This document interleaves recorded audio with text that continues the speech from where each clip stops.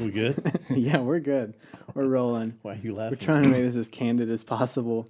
Yeah. Yeah. So it's going great. So which one's on my camera?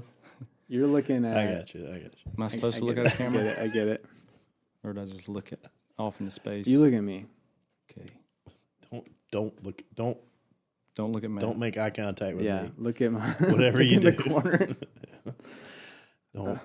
Don't look me directly in the eyes. Yeah. What's up, Randall? What's up, man? Is it Randall? No. This is Randy? It's just plain old Randy. On your birth certificate? Yep. All right. Randy Murphy. Randy Murphy. Grew up in Ladonia, Phoenix City. Phoenix City. Kinda- Garrett's a Ladonia boy. Right? Yeah. Yeah. I was more around, well, it was place to place. It was Phoenix City to Smiths to, which it wasn't Smiths then, because Smiths didn't really become anything until recently, and then back to Phoenix City, and then from there all the way to Salem now. Yeah. So we're going to talk about ultra marathoning, and really, I guess the plan is we're going to lay out tonight my training schedule. Yep. So the goal is I'll run 100 miles consecutive in, what should my goal time be? For 100 5 miles? years. Well, an ideal time would Yeah, be that's what I under 24 hours would be good. Under 24 hours? Yeah, would be really good for 100 miles. Okay. So I run from here to Atlanta, Yep. get there by this time tomorrow. Yep, no sleep. Yeah. And just eat, run, drink, eat, run, All right. nonstop. So what should I do to prepare? Well, ultimately, you would have to start a little slow. Yeah. And that's with anybody. You kind of start off and you build your miles up week to week, and you plan on Saturdays to be your long runs, and then Sundays usually you end up doing a back-to-back long run. So before, like, say you get close to that 100-mile race, maybe a month before, you're doing 20 miles or so on a Saturday and then 20 more miles on Sunday. So 20 miles, how long is that taking you? A few hours? It depends on your goal. 20 Like I miles. was Yeah, it's telling gotta- Sam earlier, it's if you're going for time, or like if you're trying to be, race the thing, you're gonna be pushing it. But I just go because I enjoy it, and I just prepare my feet pretty much and just break it down. So usually, 20 miles could take 3 hours maybe. Okay. Something like that. Yeah, it's like a round of golf. Yeah. Yeah. Yeah. A lot less running. Yeah. And you're sitting on a golf cart. Yeah. That's They drive you to each hole. Yeah. Yeah. Just your arms get wore out. Yeah. it sounds like a better Saturday morning to me.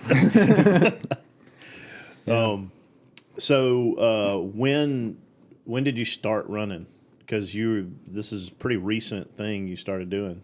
Yeah, I started October of 2020 after COVID hit, and then they sent everybody home for work. I would sit around and work at home, not do anything. I think I gained I got up to 190 pounds. So I'm thinking, man, I got to get something started. Like, I can't sit here and be 190 pounds forever. So I started running, just a cardio thing. Like, I'm going to just do maybe a mile here, a mile there. Yeah. And then my father-in-law started talking to me, talking about his races and all that stuff. And I was like, well, I might sign up for a race. So then Hank does that?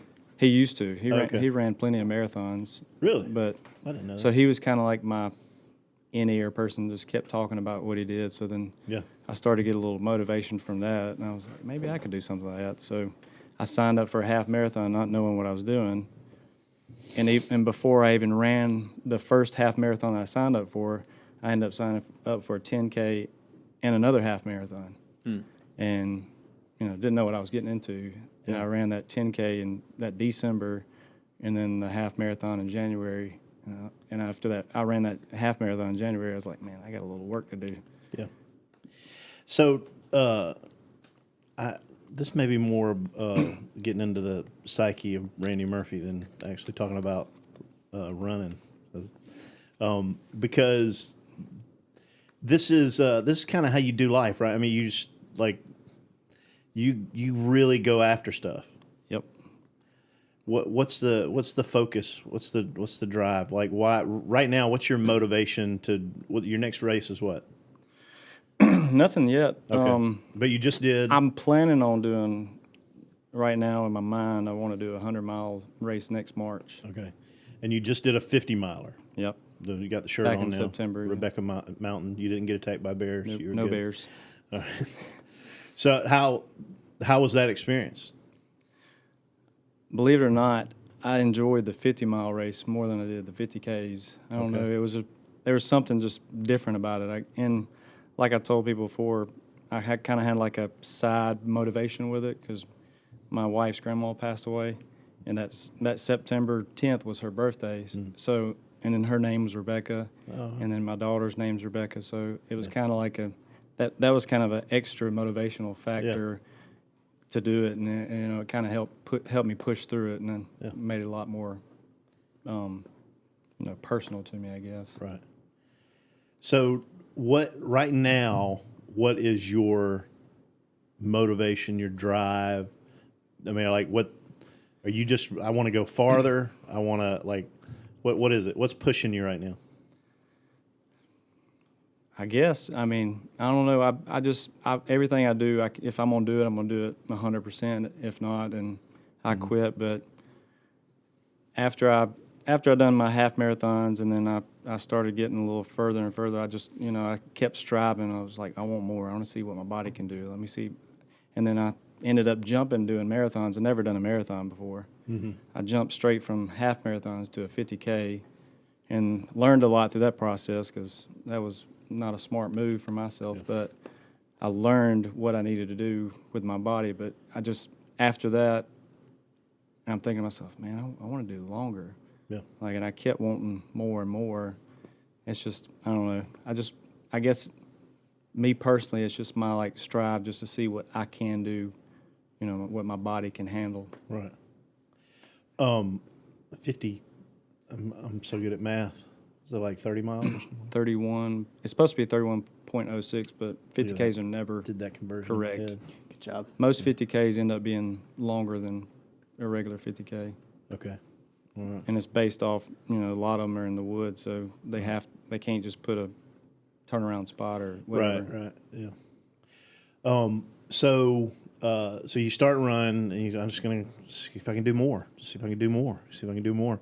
Now, have there been other things in your life that you've approached this way? Used to bodybuild. Yeah. Years ago, I think I stopped probably 2018, 2019 before I started school, because when school came, I pretty much cut that out. But I used to lift 6 days a week. Yeah. And I do every muscle group twice a week. I mean, I would do deadlifts. I mean, if I went in there for 2 hours, and I wasn't going to sit there and talk. I mean, I was going to put the work in and get in and get out. But I did the running. I mean, I did the lifting just like I do running now. Yeah. I just kind of go in that same mindset. So you did that until you started school. Mm-hmm. All right, and you started school, and we actually talked about this before. I mean, you basically approached school the same way. You weren't was it valedictorian? They call it something else. The right? President's Award. Yeah. So is there room for two of these in your life? Like two, like, or is it just part of the? It's just part of the makeup. I'm trying to take care of my family, my life, and then I have the thing. Yeah. Like, I think ultimately it's just one for me because, Yeah. My family, I always come first. And right. after that, I mean, I put everything else into it. Right. But I love it. I mean, like I tell people all the time, in a mental health aspect, running's helped me, way more than anything. Oh, yeah? Just on a physical level. It's just, I don't know why. Yeah. And then when you don't do it, when you cut away from it, which I had to take a little break because my hip flexor, I started, suffering from it. I was like, and I can just feel it and just feeling down like I can't run. I hear, I can't attest to this myself, but I hear that hard cardio really does something for your thinking. I mean, not just like I have the time I'm thinking as I go to, but like there's something physiological that effects that are happening on your brain. I think so. Yeah. I mean, I feel it. Like there's just something about it. It's like release of endorphins or something. I don't know. Yeah. Can't really explain it. It's just relieving almost. It's some people, I guess they like hunting, they like doing other stuff. It's just what just helps me, get rid of all the noise, and everything. Because out there, you can't be on your phone. All you have is music in the road. Right. Nobody bothering you. So with the bodybuilding and the running, I would guess in the bodybuilding, going in, working hard, getting a pump, right? It's a similar kind of, It is. help for the psyche, so there's a physical thing going on with that, and the physical thing we want. What about when you were not physically engaging, but you're doing the mental pursuit of, really achieving in school? I guess a lot of times with me, I have almost a competitive mindset, and it's just like anything I do, and it's not in a sense like I'm trying to beat people or trying to, do better than them. But like I said earlier, I have just like that perfectionist mind. And like I want to do the best I can no matter what I do, and if I can't do it, then I'm not going to do it. Yep. And it's always been like a kind of healthy competitive, if that makes any sense. But I just that drive, it just pushes me. Yeah. Is there a spiritual connection there? I mean, is there something you think in your sanctification, there's either this is really a healthy part of you or a part that God needs to keep in check, or, and how does it feed into your spiritual life? I definitely think it fits in really well. I don't know if I've told y'all a story, but when I did my 50 miler, and I was in the last maybe 17 miles or maybe something like that. But anyways, I had worship music just started kicking in. I had all my other type of music playing, like stuff that motivated me and all that stuff with Rocky the higher beat. soundtrack. Yeah. But then the song "Champion" by Bethel with Dante Bowe came on. Yeah.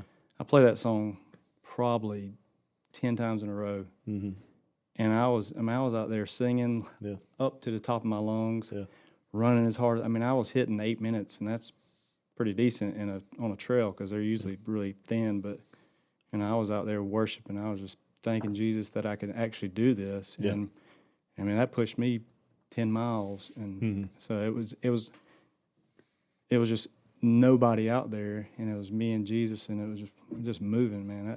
It felt so good. It's like worship, It was awesome. Yeah. What on that occasion, the part of the move or the motivation was worship and being thankful, being grateful in that moment. What other maybe you don't really deal with this too often, but I mean, what other ways do you motivate yourself, or do you find motivation, inspiration because it's not easy, right? I mean, go another 2-hour run on your Saturday. I mean, don't you want to stay in and watch cartoons with the kids?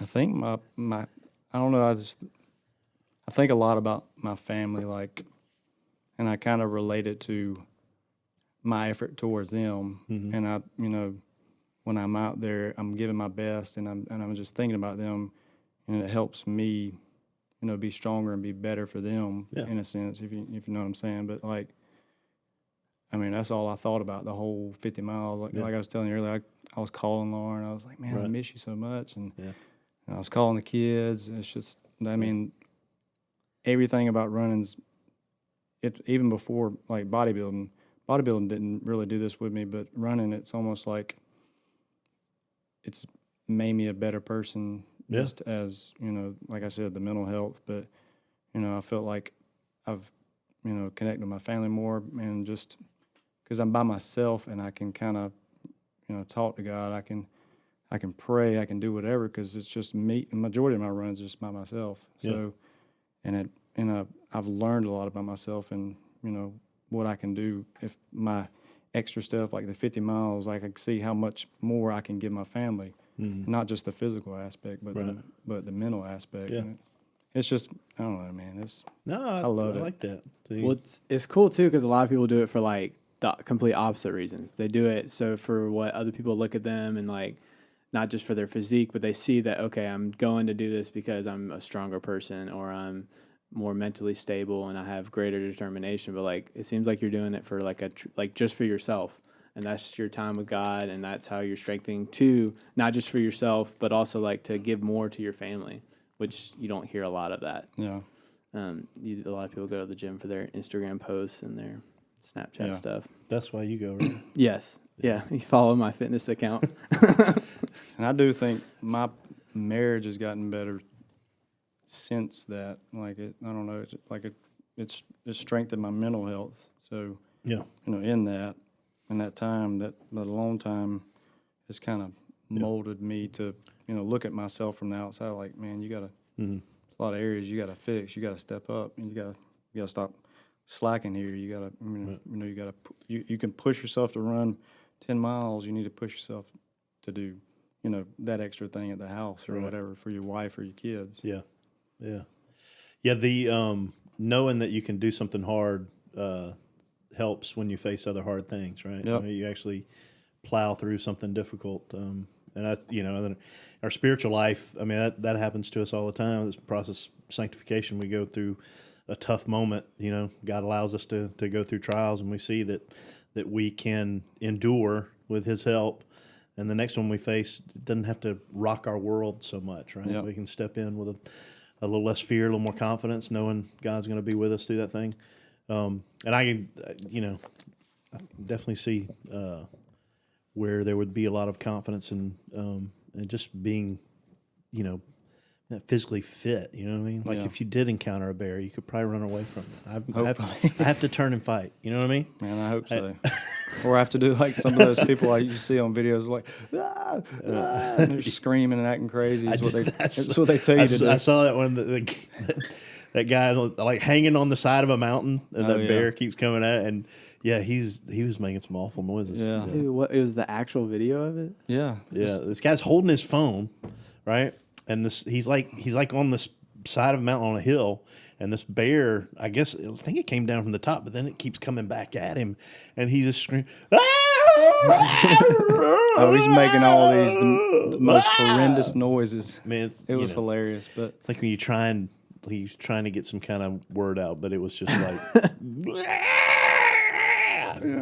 whatever he thought that it was going to work, it did work because that bear left him alone. It's like, man, this guy's too crazy. I don't want nothing to him. Yeah, for some reason, a bunch of like bear attack videos have just keep popping up in my recommended thing. They're often they happen. Yeah, and nobody has like the correct thing to do. Like you're pretty much screwed. If you get lucky, if it goes away, you're extra screwed. If it's like a mama bear, then you're done. There's some basic things you can do. They tell you not to run. Yeah, this is what they tell you. I was going to ask if they gave you some advice. Yeah, they tell you not to run. Yeah, like don't. If you run, then they're like, all right, I'm faster than you. Did they like before you had this race? Did they go, hey? No, they didn't give like a speech or anything. Like, good luck. Hope you don't see him out there. Nobody recommended taking bear spray or anything like that. Mm-hmm. That's one of the things. The pepper spray. Yeah. And the other thing is, let them know you're coming. Like they didn't tell you to like wear bells. Like that's another thing they tell people, wear bells. Maybe that one part where there was a bear when I started seeing it. Yeah. I was like, this guy's crazy. Let me get out of here. Could you imagine the adrenaline rush? You're finishing your 50 miles and then you get to see a bear. Oh, you'd die. You'd have a heart attack. It's important to know, know if it's possible there's one around. Like kind of know the environment. And if you can watch for their sign, it's kind of gross, right? Watch for their sign. Scat. Yeah. Their stuff. And you can tell it's bear scat because it smells like pepper and it has little bells in it. Did it? That was a great one. That's an old joke. I took a long time to to build it out. Wow. Those are the three things you need to. I looked for around bears. a lot. Yeah. When I was So y'all were talking about David Goggins when I came in. You a big fan? Yep. I really enjoy his stuff. Yeah. Probably not the best with words, but he's very good with the motivational factors. Like, and I almost feel like he's one of the reasons that I do ultras. Okay.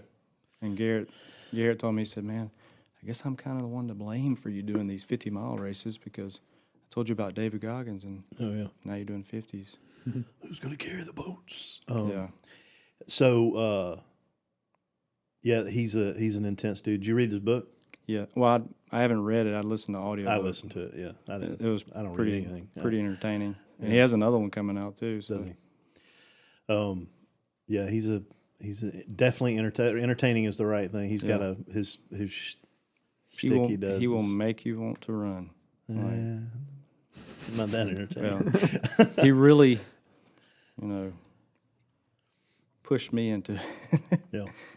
So part of his story I think part of him talking about, at one time in his eyes being a very weak person. Yeah. I won't say it the way he says it, but but being a very weak person physically, mentally, and then going from that to, Just not just Navy unreal. SEAL, but now, just for a new challenge. What was he doing? He was doing fire jumping or something like that. Well, he done the SEAL training 3 times.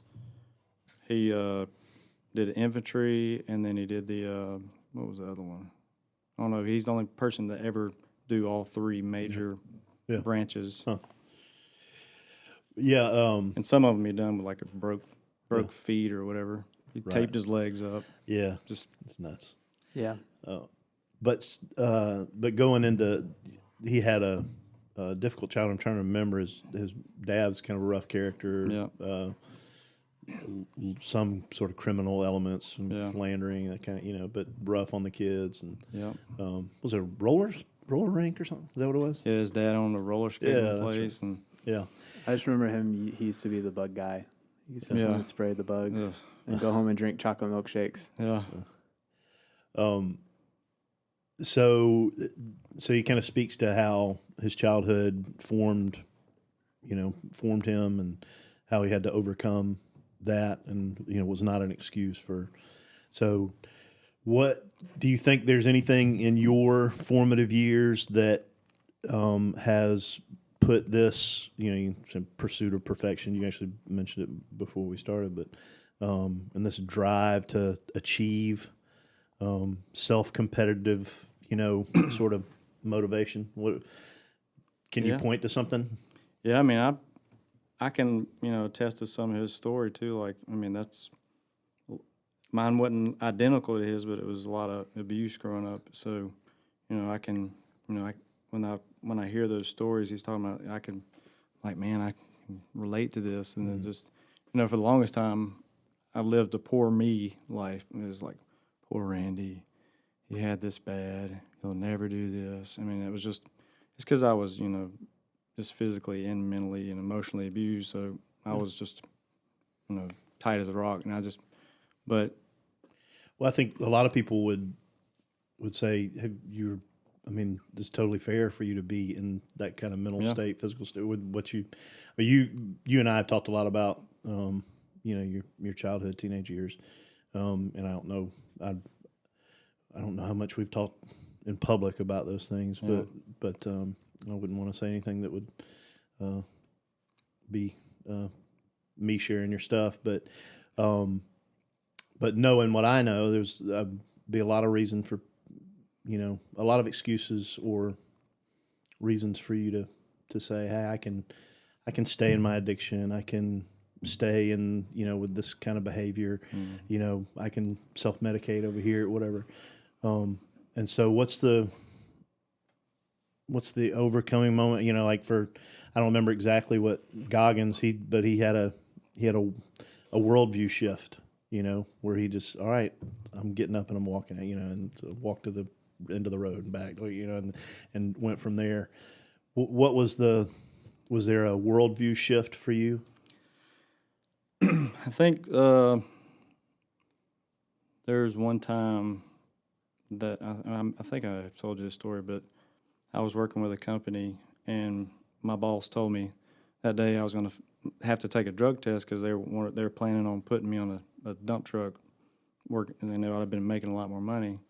I told him, I said, man, I ain't going to pass this test. Like, I'm very active in drugs. So I'm leaving, I get in my truck, I pull out, and I start heading out of the driveway, and I look at myself in the mirror. I'm like, dude, it's almost like I was looking at somebody else, and I didn't recognize myself, and I was, I started crying. I was so scared. I was like, this is a view, because I'm looking at me, but I don't see me. I see somebody else lost, and that's where everything started to shift. And then for the longest time, I had to, I still was stuck in all those poor me's, but then, I finally started climbing that mountain and getting out of that, just self-inflicted wounds, pretty much, and pressing past all that stuff in my childhood that was just, handicapping me. I struggled in my first marriage because of it. I struggled at the beginning of my marriage now because of it, and I'm finally getting over that hump, and I'm learning because I've never had that, father figure growing up. I didn't understand marriage. I didn't understand all this stuff. I just jumped into stuff, just looking for love, looking for this, looking for that. But, it's been a process. But like I said, that moment was really the shift, because, I was heading downhill quick at that point. And so, in that moment, and the moments to in the time that followed, what role has your faith played in like you talking about those growth moments, right? I mean, so where's your faith run through all that? Man, I'm telling you all of it, because it's my main reason of living. I was really suicidal a lot of times, through all the years, and that mental health part, like I was talking about, it was so ingrained in my head that, I felt like I was worthless and all that stuff. And, but the more I walk with God, and just strengthen my mind, strengthen my faith, and, started learning from people, started focusing away from myself, and all the stuff I went through in my life is where I started coming uphill, and God started showing me, like, this is how you be a man, this is how you become a father, this is how you raise your kids, this is how you do this is how you work at your job, this is how and I started learning those things, and it's just, I'm thankful that Jesus has been a part of all this, because I don't think I would have never made it out. I think a lot of men, women too, but a lot of men are dealing with issues with their own father, whether it be abuse, neglect, or abandonment. All those things, the manifest. At least I see, and for a lot of guys, is really trying to find some affirmation, and we pursue different achievements or whatever, going after stuff, and we can accomplish something over here. Maybe they aren't around to notice, but somebody else might. I don't know. Is there any of that in you? Yeah, I'm a very words of affirmation person. Like, that's probably my main love language. Like, I like that attaboy thing, because I never had it growing up, and I try to shift that to my children. I try to make sure I don't allow them to miss that, and because I know it, that's a lot of times what I seek for. So in return, I just almost overflow it to them. I make sure they know, even if it's a small thing, like, I'm proud of you. I see what you're doing. I see it, instead of them just kind of thinking it's not that big of a deal. Yeah, that's good, man. That's good. Yeah, it's if we can help the people in our lives know, that they can feel secure in our love and don't have to earn it. I don't know that I've done a great job of that as a father. Have I? You've done a good job. You're doing pretty good. That's on camera. You did. Answer. You did fairly decent. You did a good job. It's all right. Is that what I'm supposed to say? So it's all right, Dad. Don't need to be in trouble after this. But no, we're all, I wish that the older me could have parented my kids, So, Yeah. So maybe they wouldn't have turned out like they have. No. Jeez. Maybe they wouldn't have got so tall. Right. No, so Stop lifting me up so much. yeah. See, that's in my house. We got to knock them down a peg. No, I mean, I wish that they would have gotten a better version of me, 20 years ago.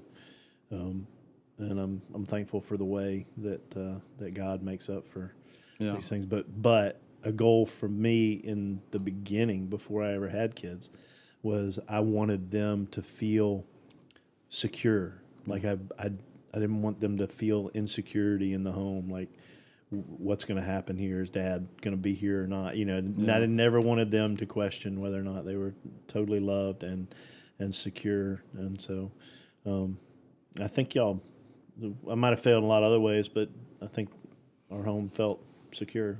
Yeah.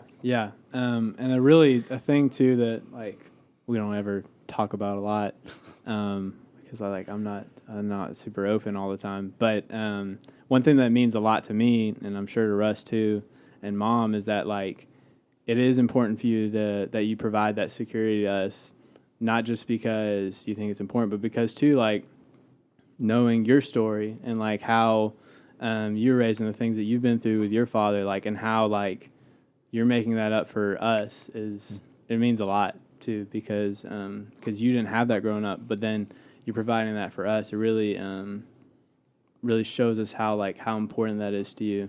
And so yeah, you are doing a good job. Thanks. Yeah. One thing I try to do with my children is to ingrain in them, which Ellie don't understand as much, but especially with Chandler, I try to make sure he knows that I do fail. Like, Dad's not perfect. Yeah. And there's times me and him have one-on-one conversations like, look, buddy, Daddy's been in this situation before. Yeah. Our situation is maybe a little different, but I understand. And Daddy's not perfect. We fail, but we can fix those things. Yeah. We have action. I mean, we have consequences for our actions, but we can correct them. And that just being real with him, he. It's the worst when you have to apologize to him, right? Yeah. And I try to be very, clear with it. I'm like, I was wrong. Yeah. I'm sorry. That reaction, I tough. understand, was more than appropriate. What would have been appropriate for this? Yeah. And I am sorry. Yeah. Yeah. Not a fun moment when you have And to even apologize. in discipline too, like one thing I've learned is explaining and not just just all jumping on them or doing anything like that. Just like, look, here's the deal. Like, I want to make sure I'm calm in my actions so I don't overreact or show that. So I'm just like, look, all right, let's talk about this. Let's talk about what you've done. Mm-hmm. This is what you've done. This is what you could have done. Blah blah blah. And it just so I can make sure my heart's in the right spot. Mm-hmm. And he sees that. But you're still having a consequence for this. And you talked about the running affecting your mental state, and is it? You said better. What word did you use to describe it? I'm not even sure you did. You said better. Yeah, it just makes me a better person. Yeah. And, Do you? I mean, is that because you feel more joyful? Is that because you feel more confident? Is that because you feel more at peace? Is that? I think I just feel better altogether, like with everything, physical, mental, and it's helped with patience. I mean, you can think to run 50 miles, you got to be pretty patient, and you got to stay at it. So it's helped my patience to not respond quickly or act before I think about it. There's probably a good sermon illustration in pacing and living the Christian life. And I think about what I want for the people in our church, people we're discipling, my kids, is that everybody's going to encounter trouble. Jesus says you're going to have trouble in this world, right? But fear not, I've overcome the world. Yep. Right? But we're all going to encounter trouble, and so how what are the highs and lows? How are they going to sometimes they knock us off our feet, and what I want is for the highs and lows to not have that much of a ripple, right? Yeah. They have a ripple for a moment, but then things go back to peace. Jesus has overcome the world, Yep. right? This was upsetting. It was trying for the moment. I don't want to get too up here. I don't want to get too down here. I want, run a little more even keel. I was thinking about pacing in a race, just trying to keep steady. Keep steady. Yeah. So for my training program, should I get some tennis shoes or what? I mean, depends on where you plan on running, a trail or a road. Trail's a lot easier on your feet, believe it or not. But I'm not interested. So you can do Doing those weights though. You can do couch to 5K. Yeah, I'm doing the bodybuilding. Yeah. So that's what I've been working on. Well, yeah, man. Well, thanks for sitting down for a minute. Yeah, man. I appreciate it. No problem. I enjoy it as always. And I admire what you're doing. I mean, I think it's really cool. It's not something I could ever picture myself being able to do. But I thought the same thing myself. That's the whole. The Goggins thing is like you're capable of more. What if your body and your mind is capable of more than you think, and there's a spiritual element to that too. That we're definitely capable of more than we think because of the presence and the power of the Holy Spirit in our lives. And so maybe I don't know. Sam does a little running. There's always a what if. Yeah. I didn't tell you this, but it was a couple of weeks ago. We were at band practice and we were talking about gyms and like meal planning and stuff. And I was like, I'm probably gonna start meal planning. You're like, probably? Why don't you just start it and just do it? I was like, dang, he's right. And so I started doing back, and I've lost like 20 pounds. Oh, that's so good. thank you. You're making a difference in this world. What is the plan? Like It's just wings? it's constant wings? It's keto. I'm doing keto. Okay. All right, my bad. Yeah, keto is pretty interesting. It's pretty much all protein. And Yeah. that's about it. Yeah. I just eat a bunch of meat. Yeah. It's nice. All right, let's go get some wings. Yeah. All right. down, Thanks, man. Randy. Love you, man. Appreciate it, bud. You're welcome.